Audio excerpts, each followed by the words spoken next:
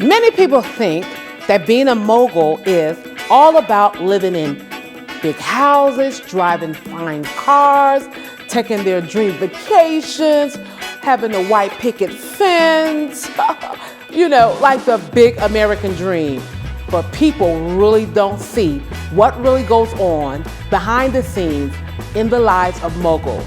So this spring, I'm launching this show called Mogulish, More Than Meet the Eye. Follow me so that you can get the inside scoop of what really goes on in the daily lives of moguls. Hello to all of our audience out there that are watching us. Welcome to episode 5 of Mogulish. I'm so excited to be here and joined by this amazing mogul, serial entrepreneur, my friend that I love so much, by the way. Girl, I'm loving that here. Miss Tammy Oliver in the building, ladies and gentlemen. She is the CEO of Kids Are Us Child Care Centers and also the co-owner. Is it co-owner? Am I saying that right? You're saying it right. Yes, the co-owner of Nothing Bundt Cake, you all, bakery in Sherrillville, Indiana. Thank you for joining us today. How are you feeling today? I am feeling excited and good. What an introduction. Thank you so much, Gigi. Well, it just comes so natural because you're so pretty and you're so great. And I'm just so blessed that God have blessed me to be surrounded with some amazing women of color that are doing some amazing things in the marketplace. So I'm happy to have you here today. So what we're gonna do, we're gonna chat a little bit and we're gonna drop a little nuggets for the kids to let them know how we really do it, okay? That's right. Because I know about your story. So you're not the first entrepreneur in your family. Actually, your mom was.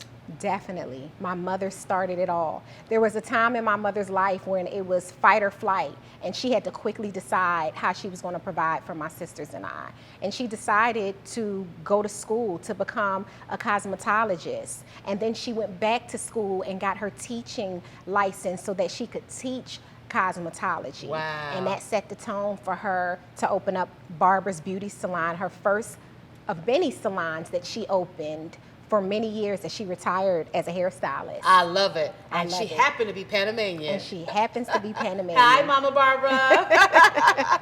Okay, so when did you know that you wanted to become an entrepreneur yourself? It took me a while to kind of figure that out.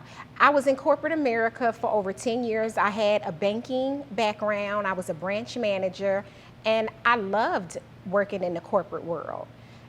13 years later, I'm having a baby. My children are 13 years apart, and childcare is an issue for me. I want a safe place. I want a place that I feel comfortable dropping my infant off for hours. And being a branch manager, it required me 9 to 10 hour work days, Wow. 5 days a week. And that kind of sort of just thrust me into a career change, having no family in Chicago and wanting a safe place for my daughter. Wow, because I remember you told me your family was all in Philadelphia at this time. Yes. So you had a baby after 13 years. Yeah, they are 13 years apart. My first child I had at a very young age. I was a teen mom. Were you a teen mom, really? I was a teen mom. Yes, Wow. I was. And look where you are today. Look, After being a teen mom. after being a teen mom, who would have thought? I would say that our parents being from Panama, me being a teen mom also pushed me.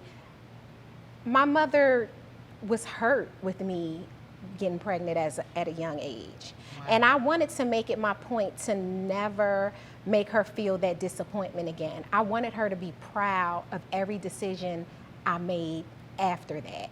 And that was my goal. And I didn't have another baby for 13 years. You made her very proud. Yes. Okay, that's beautiful. I'm loving your story. One thing I love about Mogulish is that we capture so many stories, but I love your transparency because I do believe that many times people hide the trials in life and they just put up this facade like everything is good and I just got here. But in business, do you feel like when you first started, do you feel like you had support? I think it was hard, Yes. but I think that was all a part of my faith. I remember praying for better friends or more informative friends. Yes. Or women that were more encouraging and that could help me, because where I was in my teens and my 20s was not where I saw myself going. I didn't want to talk about shoes and bags. I really wanted a better life for my family and my children. And I would pray to God to put me in a circle of women that could help me see a different way. Wow. I love what you said, Tammy, because, you know, in Panama, we always say, show me your company and I'll tell you who you are. Yes. And you said something so powerful. And there's another phrase that we said, that your network is your net worth. Yes. And so it's very important that we surround ourselves with people who can push us, inspire us, and empower us. And so I'm glad you finally have found a village of women that can uplift you. Oh my goodness. It was one of my greatest gems. My biggest blessing is having a circle of women that did just that. And that also called me out when I wasn't on the right path and said, you need to check yourself. Is this going to get you to the goal that you're trying to reach? And that was powerful to have someone say, listen, I can give you all the information in the world, but if you're playing around with it, then it's useless. So I love it. All right. So what is the one thing you know now that you wish you knew before making the decision to jump into entrepreneurship? Because we know it's a journey. It is a journey. It is not just glitz and glamour and plenty of money in the bank. It's not knowing how you're going to make payroll. It's sleepless nights and hard decisions being made of what you're going to cut out so that you can fit something else in over here. And I would say really to be patient with myself, be kinder to myself. Be kinder, yes. Because in the beginning, I wanted everything to happen immediately, right then, right now. I wanted the success soon as I opened my doors. And I won't say I set the expectation too high, but what I will say is that I went into it not realizing that business takes time. You don't just open up the door and you become successful. You kind of have to grow your business, know your market, know your community, know the people in your area, build a team of people you can trust. That is all a part of opening your business. And without those ingredients, you can't keep the success, even if you do open up the doors with it being successful. Now, I want to talk about your newest business because you are a serial entrepreneur, which I absolutely love, the phrase, by the way, serial entrepreneur. But you are a Nothing Bundt Cake franchisee. Is that how we say this thing? So yes, I am a Nothing Bundt Cakes owner. I do own a bakery. And once again, a completely different career path that I just decided to embark on 2.5 years ago. So tell me the story about that. How did you discover, when was the first time you had the Nothing Bundt Cakes? This is a great story. Yes. So, really how I discovered it, first let me go back and say this. This story says to me, and I think it shows when God's hand is in your life, is on your life, that whatever plan he has laid out for you, it is for you. And he will open up the doors. He will lift the window open and put you inside the building where everybody looking around thinking, where did she come from? And he will make a way for you to get to where you need to be.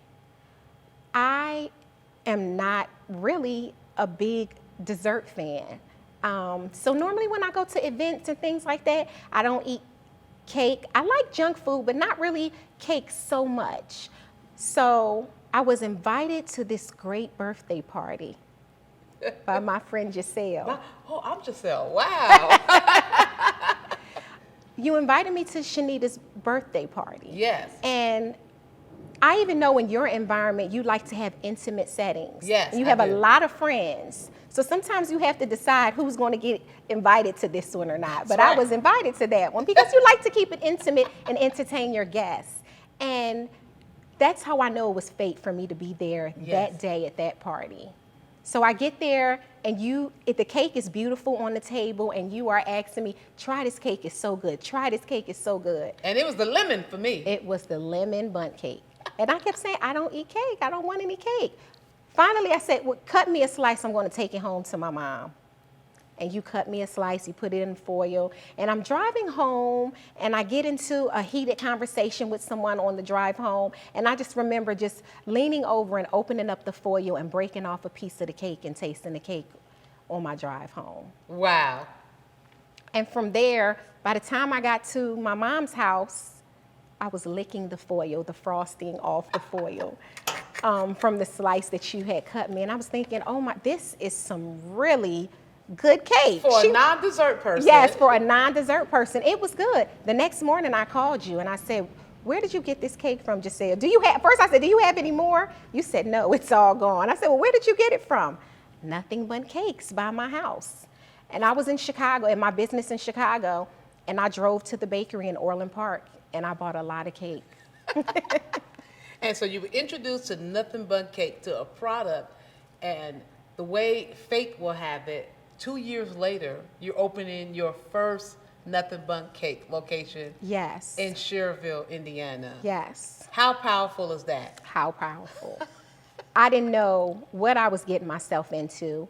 Another career change that I'm thinking, I don't have any restaurant or food experience. I just knew I loved the product. I just knew it was great. And everywhere I took it, every gift that I gave, and it was a Nothing Bundt Cakes gift, people would call, like I did with you, they would call me back and say, where did you get this cake?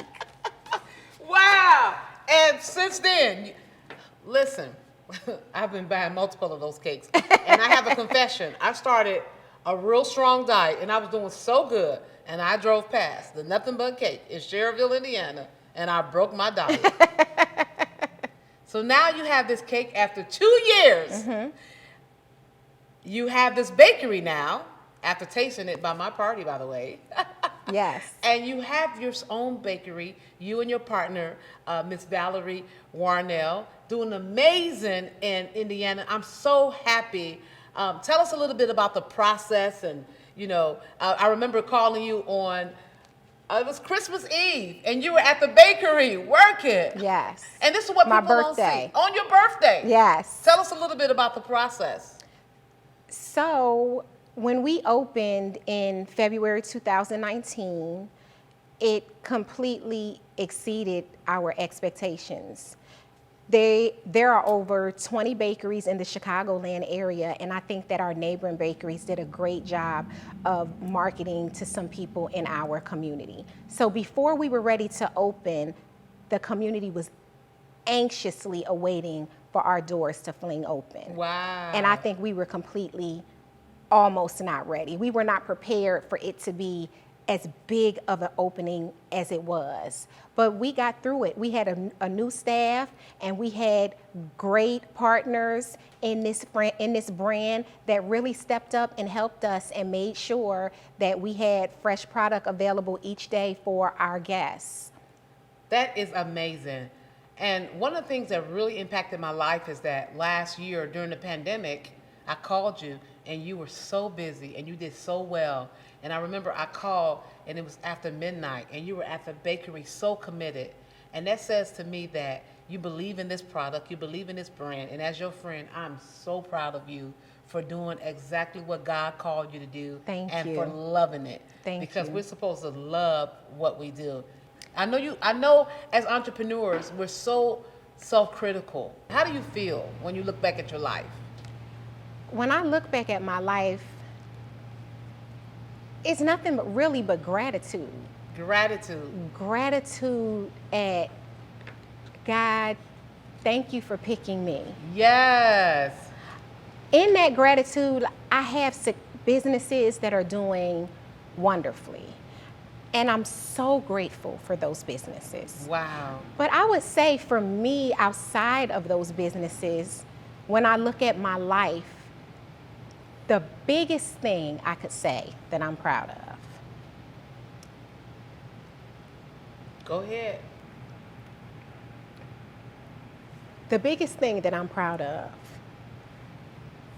would be the son I had 18. will be the son that you had at 18 years old.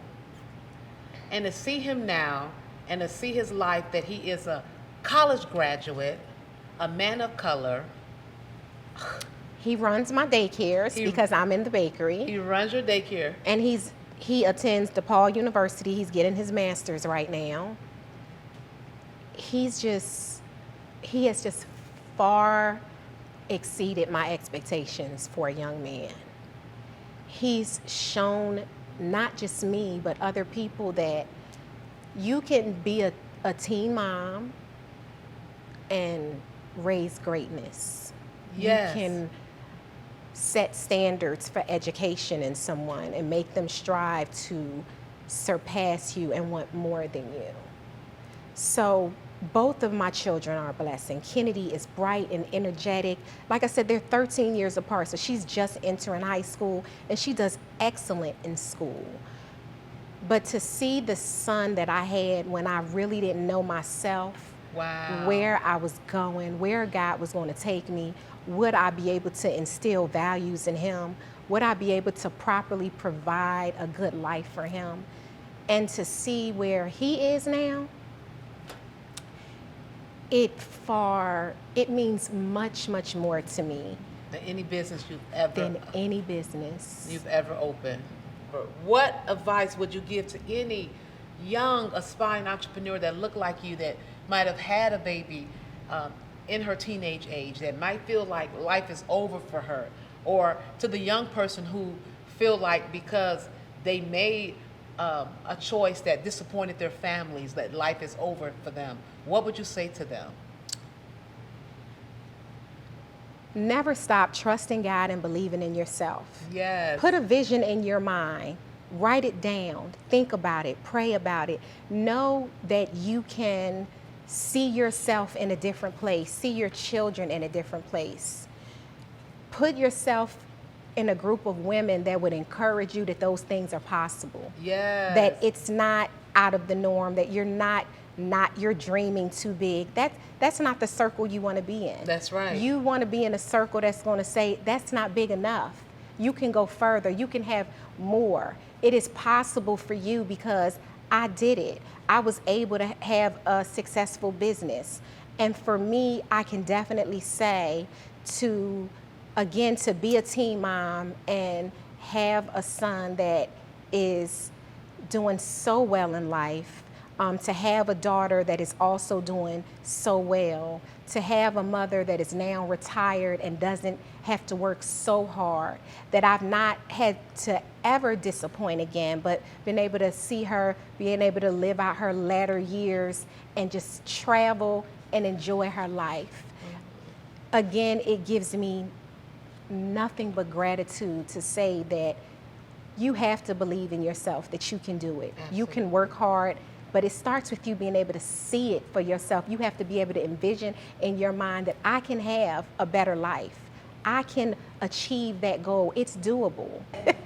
Let's get the residue of tears. Yes. No more tears, yes. Happy time now. Okay. Here's a big question that everyone always asks me as a serial entrepreneur, and I have to ask you. So you're running multiple businesses. You're a mother, you're a wife. Hello, Mr. Oliver. You are a coach to some women. You're a mentor. People look up to you. Listen, as a mother of an adult son, you are also a counselor sometimes. Mm-hmm. Yes, a financial advisor. Yes. How do you balance all of this, and how do you prioritize yourself as a mother? What do you do for yourself personally to balance, to prioritize, to rest? So I had to learn that. I really had to learn that. I thought that it was supposed to be work hard, work hard, work hard.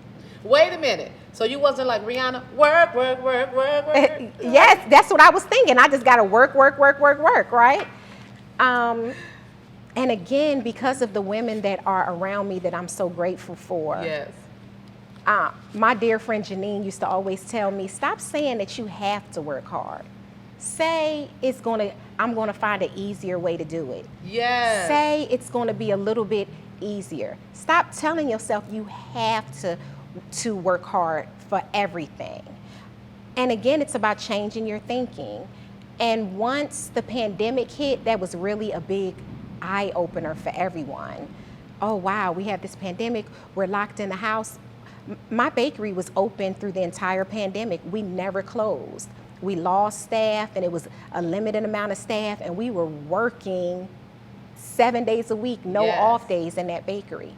But in that pandemic, it also forced me to see that, wow, if something happens tomorrow, for many years, I've just been working. Wow. And I had to put myself first. I had to make promises to myself now about how often I take time to rest, how often I schedule things in that are important to me. Something as simple as getting my hair done. Yes. I have to schedule that in now because it's important. That's something that I want to do for me, and that's important. Someone said something to me, Tammy, that just really resonated with me. And they said that, you never see a U-Haul behind a hearse. You never see a U-Haul behind a hearse. You can't take everything with you. You cannot. So while you're here in this life, you gotta learn, all of the entrepreneurs that are watching me, by the way, you have to allocate some time to rest and relax. Yes. I love that. I agree. Okay. And it doesn't take away from the fact that you do have to put hard work into your business. Yes. But you also have to say, okay, now it's time for me to take a break, refresh, and then come back at it. And spend some time with the family. That's right.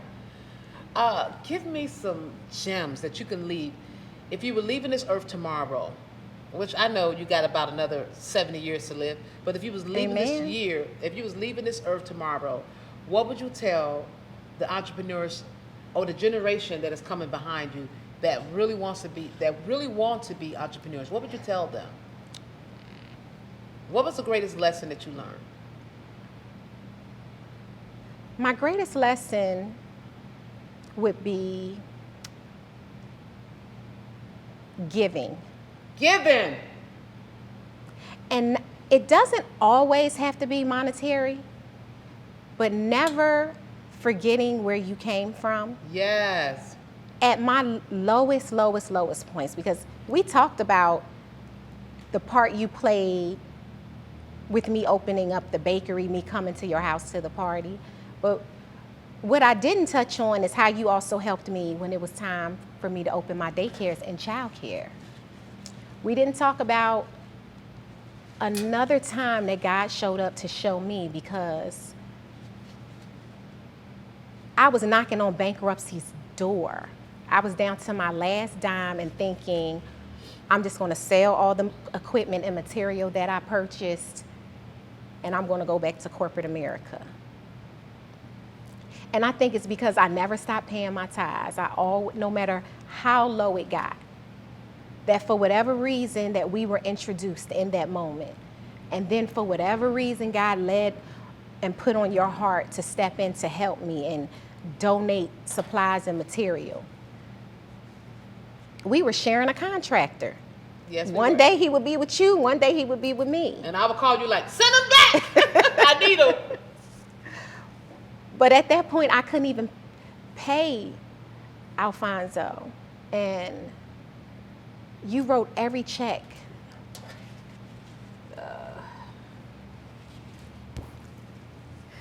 To make sure that I could open my doors. And it's nothing in this world that I could see that would ever make me forget that. Like, I could never forget what you did for me. So I would say a gem that I would give to them is always remember the people that helped you before it all started. Yes. Never forget the small or the big. The people that came and helped you paint a wall. Remember them. But also, once you become successful, in our community, because it's so far few and in between, you then have to learn to teach yourself how to not feel guilty about your success. And then feel like you owe everyone the world. Yes. You have to be able to distinguish between the two. Yes. Because your mind will play tricks on you when you're the first person to do it at that level. Yes. you feel bad about your success because you want to bring everybody with you. And the ones that you can't bring with you sometimes will make you feel like you bought some shoes, but it would have been nice if you would have gave me that. That money. And you have to be able to distinguish to do and be assertive about the things that you still deserve because you worked for it. And instead of giving you the money, I can give you some gems that'll help you know that you can have all the success that I've obtained. It's enough for all of us, and you can get it as well. Oh, that's good. I think this is so organic and so transparent, but I wanted people to see what it looked like when one person makes it and they reach down and grab the hand of another person that is also working towards a goal. I wanted to see what true women of color look like. We're not competitive. We're not fighting. You're not trying to get my husband. I'm not trying to get yours. We're not just out just shopping and buying bags and doing and competing and, clapping back and posting things. So absolutely not. We have a network of women that we empower each other. We push each other. Encourage. We applaud. Listen, when you open your bakery, I was so excited. When I opened Transformation Church, you came to the grand opening. Yes. I sponsored an event. You said, I'm going to buy cake and I'm going to donate. Yes. And so that's what we do. And that's the narrative that we want to create. And that's a narrative that we want to leave to the next generation so that our young girls that are growing up, our daughters, they can know mom and mom, our two moms, they were friends, they were connected, and we're going to be connected, and we're going to do some amazing things to shift the next generation. That's how we redefine and we set new cultures and new waves of I agree. Commitment, of friendship, of togetherness, of unity, and that's how we as a people win. Yes. So, in saying that, what is the biggest misconception that people have about self-made women of color or moguls? What is the biggest misconception that people have? I think that we are combative, or that we don't get along. We can't have a spirit of partnership, and that we're envious. Yes. I have quite a few friends that are extremely successful, that have surpassed me. And I look at it as, I'm so proud of them because it lets me see that I can obtain, that the level I'm at now, oh no, this is not, I can go further than this, because I have women saying, no, I have 6 franchises, or I have this amount of businesses, or my house, I just bought a second home or a third home here. It's encouraging. I love to hear that from my friends and the people that are in my corner, because then I just say, oh God, did you hear that? Thank you, Lord. And her and I, by the way, we have this joke that we do. So anytime somebody gets something new, I say, ooh, one day, God, one day. And she'll call me back and she'll see me post something cute on Instagram. And she'll be like, ooh, you got some new shoes. One day, Lord, one day. Yes. And the funny thing about it, the stuff that she have costs more than what I have on. Oh, no. Don't tell that story. So she's saying, don't tell that one story. Day, God, one day. And so we keep each other laughing, but we're so grateful of each other's journeys. And this is what authentic sisterhood looks like. This is what it looks like. This is what the narrative looked like. It's not this is what it looks like. Us on TV fighting and pulling off each other here. This is what it looks like. Yes. All right. So, last and final question. Listen, we have talked to our guests. We have cried together. We have loved on each other. We have encouraged. But what does Mogulish mean to you? What does it mean to you? What does Mogulish mean to you? To me, Mogulish means a person that is a game changer in their community. Yes. Going back to, sometimes if you are the first person to do it, letting your community and people behind you see that you were able to get this job done. But it doesn't have to stop there, that someone else can come and take it further. They can excel where you stopped at, and that there's more. And that we can do it in these inner city communities. We can open up businesses and be successful. We can pass down legacies to our children. We can set up a retirement in a way that we can retire comfortably. Yes. And that it is okay for generations after that to follow that plan and then enhance it and grow from that. I love that. I've been saying this. I got on my little green dress. But the only bills I'm leaving for my children are dollar bills. Amen to that. I agree. I agree, Gicele. There will be no debt left to my children. That's right. Yes. Because we're going to give them deeds. That's and right. not just the keys to, or a bunch of bills, but we're going to give them deeds. No, I agree. And that is what life is about. You want to leave a legacy so that many generations, not just with your children, but their children and the children after them can say, my great-grandma Gicele, she started this daycare and transformation church, and now I'm going to Harvard. Woo! I love it. Thank you so much, Tammy, for joining us today. This has been amazing, out of the box, like had me crying. I'm so grateful to be surrounded by some amazing, beautiful women that are doing some things and shaking up the marketplace. I'm so proud. Yes. And listen, Nothing Bundt Cakes ought to be happy to have my girl because she is killing the game. I'm so happy to be a part of the brand. It is really wonderful. And I got a bone to pick with Nothing Bundt Cakes. Why are you guys so good? Y'all so good. Too good. You keep crashing my diet. All of us. Thank you so much for joining us. And that is all for today, ladies and gentlemen. Miss Tammy Oliver.